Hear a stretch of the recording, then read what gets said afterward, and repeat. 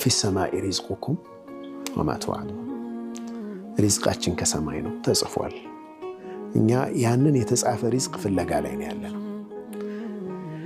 ሪዝቁን ፍለጋ ላይ ስንሄድ እኛ በምንሄድበት ሰበብ ልናገኘው እንችላለን፣ በተቃራኒ ሰበብ ልናገኘው እንችላለን።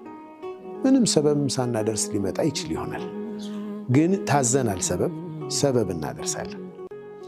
አንዳንድ ጊዜ የምትሄድበት መንገድ ወደ ዋናው የሚያደርስ ሌላ ሆኖ በሆነች ቅጽበት ያችን ግን ማግኘት ግዴታ ነው። ግን ሌላ ሩት እኮ ነው የምትከተለው። አንተ የሄድክበት ይህ ነው፣ እዛ ሄደህ ግን ሌላ ጠቋሚ ነው አግኝተህ የምትመለሰው። አንተ አጣሁ ምናምን ብለህ ተመልሰሃል፣ ግን አግኝተኸዋል። ኦልሬዲ የምትሄድበትን ቦታ ተነግሮሃል፣ ነክተው ነው የመጣው፣ ተጠቁመሃል ማለት ነው። እና ይሄ አስባቦች ላይ ያለንን ተዓልቅ በሪዝቅም በሐጃዎቻችንም የጀሰድ ማድረግ ይፈልጋል።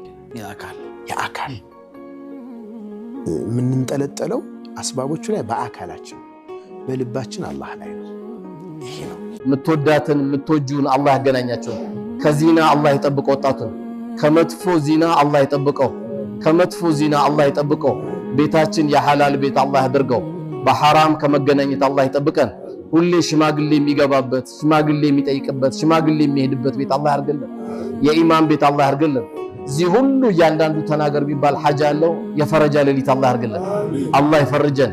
ካጠገባችንም ጀማዓችንም ጎረቤታችንም አገር ላይም ዓለም ላይም ቀብር የገቡት ሁሉ አላህ ይማራቸው።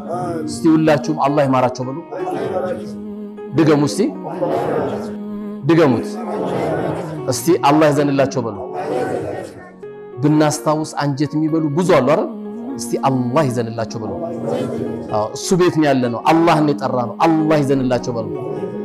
ድገሙት። ለኛም ይዘንልን።